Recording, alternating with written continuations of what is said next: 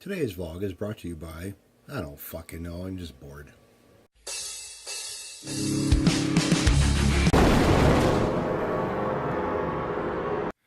Man, I've been neglecting this car for so long.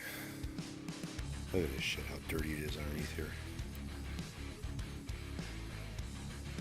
Yeah, I've been leaving the trickle charger on here just to keep the battery charged. Got cobwebs around the fucking engine over here. This fucking get cleaned up a little bit. Take this blanket off this back seat. And my carpet job over there is still holding up pretty good. No problems with that. My speakers I put in here. Vacuum this out a little bit too. My amp rack. What's all this crap back here? Clothes hanger. What's this?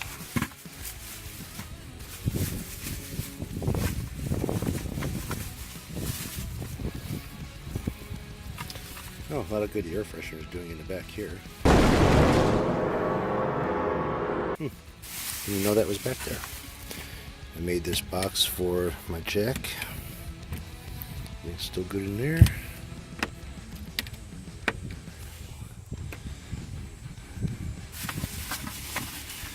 Yep, needs a vacuuming.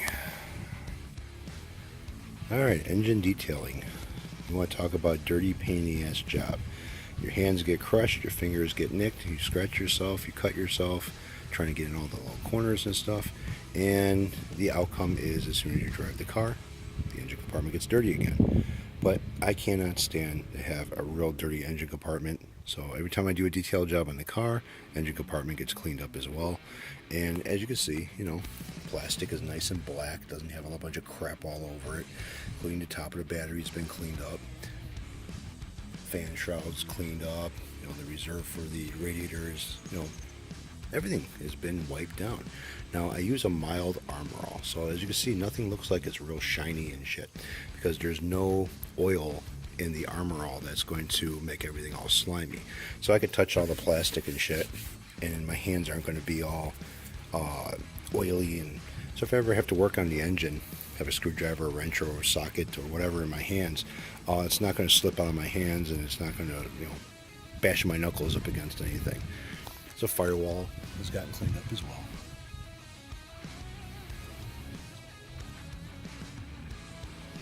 Everything gets wiped down. Now you want to be careful when you're doing, like, using water around your engine too. Alternator, throttle bodies, you know, if you still have the old carbureted engines, you don't want to get water inside though, especially like high pressured water.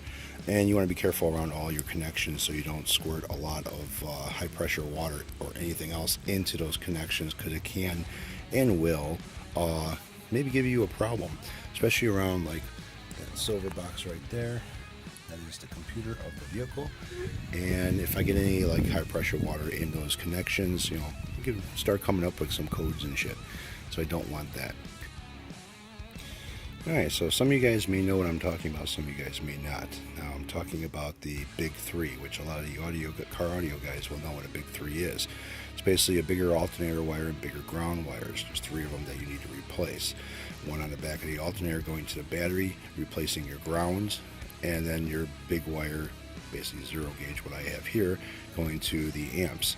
That's what's on the fuse right now. Now, if you look at it, it's a 250 amp fuse, all right? So I'm not pushing 250 amps, but it's pretty damn near close to it. I did a amp clamp on this thing, and this thing I had to replace the alternator.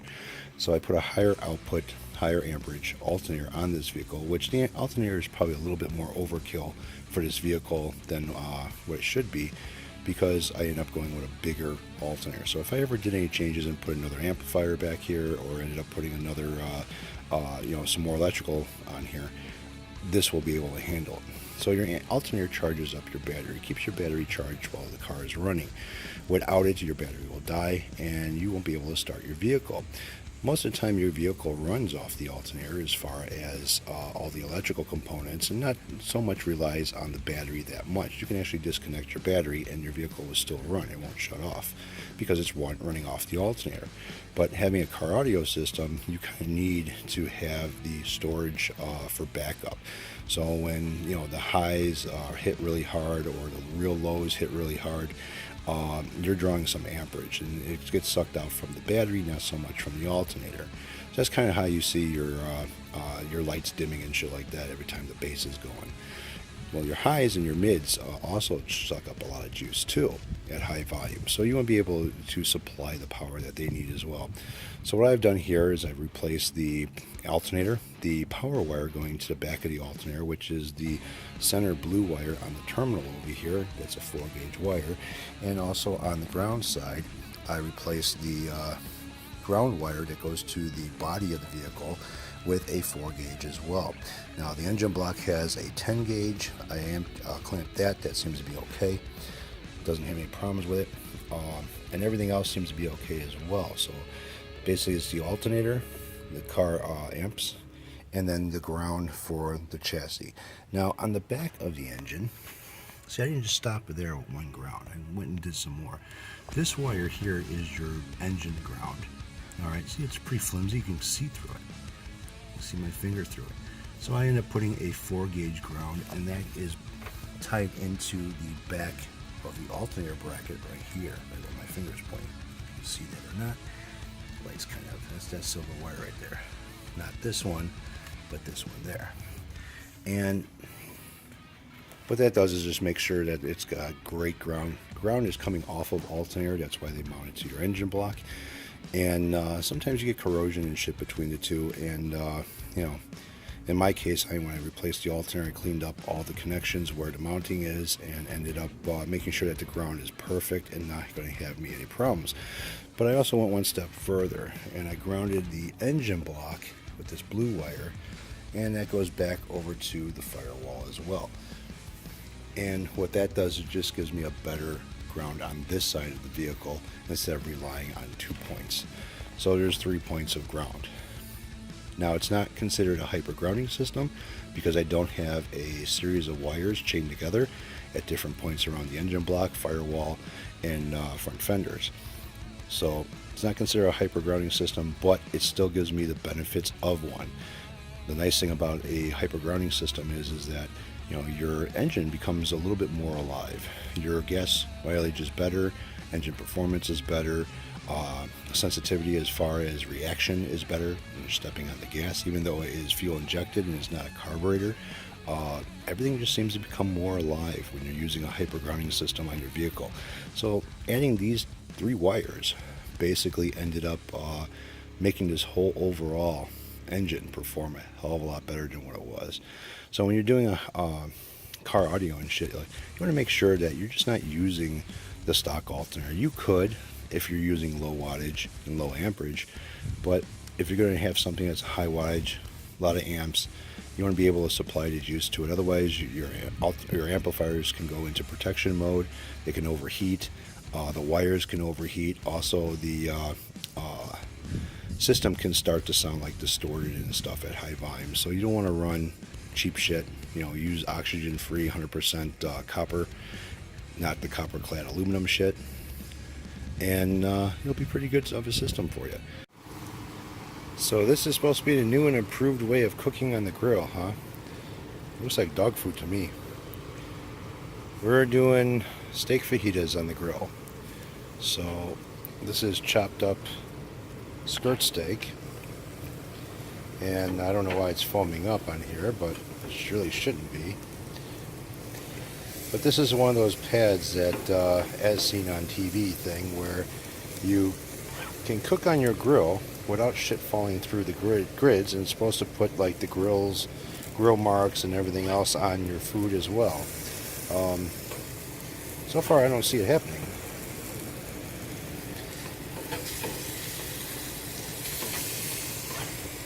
Now the vegetables are on the stove cooking, and I've got just the meat out here cooking.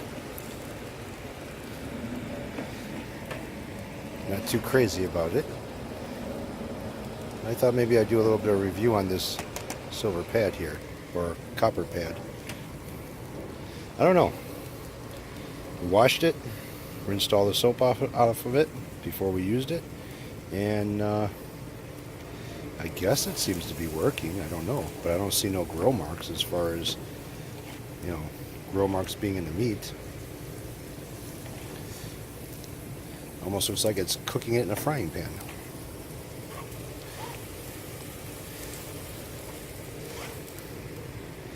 So you don't want to cook it, the steak, to where it's like completely done, because you want to have it a little bit red in the middle. Keeps it nice and tender. But yeah, I don't know. This copper pad that they put on grills, I don't know if it's any good or not. And if you guys have tried it, that's cool. If you like it, that's cool. But I don't like it too much. I had a metal grid that I put on top of the bars on the grill, and I was doing the steak fajitas on that. That way they were getting the flame, the meat was getting the flame and everything else, and yeah, I don't like this too much. But the meat's still tender, because, you know, steak fajitas is skirt steak. You guys know how skirt steak is if it's not done right. But so I don't know. We'll see. This side of the grill's not cooking very well as the other side is. This side seems to cook a little bit hotter.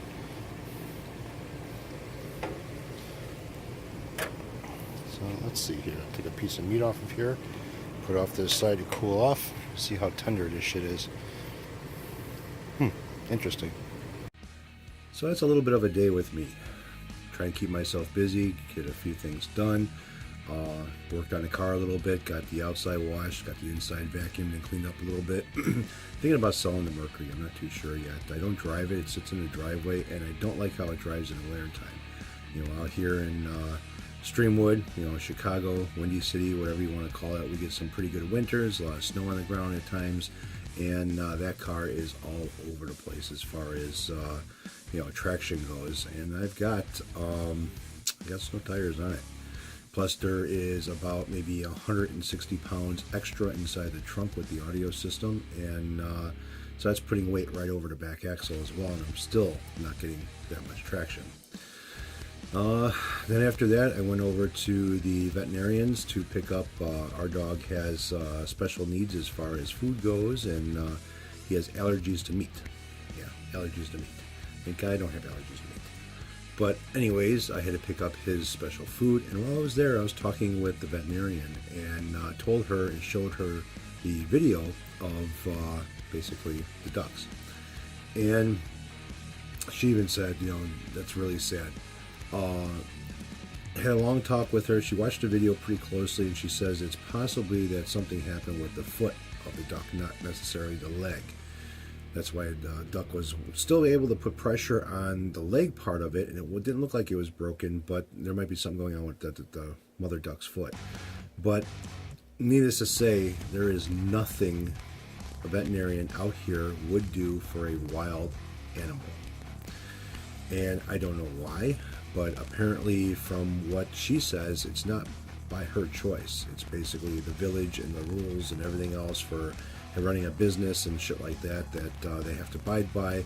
No wild animals because of rabies, because of worms, because of this, because of that. You know, whatever could be wrong with that animal as far as health-wise, not necessarily broken bones or something like that, but diseases and shit like that. They can't basically do something with them because of that. They risk, you know, all the other pets that are inside the vet as well.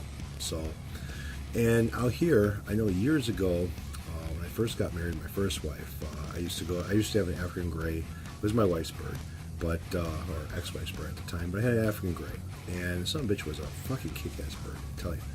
Very smart, could talk up a storm, you could hold a conversation with the fucking thing. And he used to get his food at this one pet store out here, and the girl who worked there had a squirrel like sleeping around her neck. And at first, I thought it was fake. I didn't thought it was like a stuffed animal or something. It wasn't moving, just laying there. And when I walked up to her and started talking with her and shit like that, and I asked her, what is that? And she lifted up her hair, and fucking squirrel was sound asleep underneath her neck, and the damn thing woke up and started moving around. And that was the first time I ever asked about, having a wild animal as a pet, and she said, no, you're not allowed to. I don't know what town she lived in close by over here, but I know the surrounding towns by me, yeah, that's something that you're not supposed to do. Apparently she got it from a baby, I guess, and raised the damn thing. I don't know if she took it for its shots or whatever for rabies and stuff like that. I'm sure she probably did if she was keeping it. But her neighbor turned her in and basically complained about her having a wild animal as a pet, and she was forced to let it go. Now, the last time I went to that pet store before I ended up moving to Tennessee, I saw her there, but I didn't see the squirrel around her neck, and I didn't ask, so I didn't even bother with it. So yeah, there's rules out here as far as wild animals and stuff, and geese are protected over here. You end up getting caught hitting a geese with your car, or abusing them, or poisoning them, or something like that, you can get into a lot of trouble out here. I don't know what it is about ducks or whatever, but that was a sad video. It was kind of a shame that I couldn't do anything. Period. My hands were tied with this shit. I mean, I could have probably brought them home. I've got no place to put them. I have to make a pen for them. Then I have to worry about the neighborhood cats, licking their chops coming over here at the birds, and those animals are basically supposed to be free. And sad to say, nature's going to have to take its course. Maybe the foot will heal on its own. I don't know. But, hopefully it has good luck. But anyways, then I had made dinner. And that copper, I don't know if you guys seen those ads, as seen on TV things, or that shit that they sell. We ended up buying a set of those rolled up mats for the grill to see basically how, it was going to be. If it was going to be anything as far as, crap or whatever. I personally don't like it. I don't even like cooking with gas or propane grill. I like charcoal.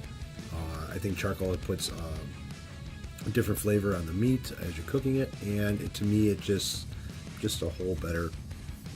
Just a whole better taste. But I've done it before where I had this metal grid.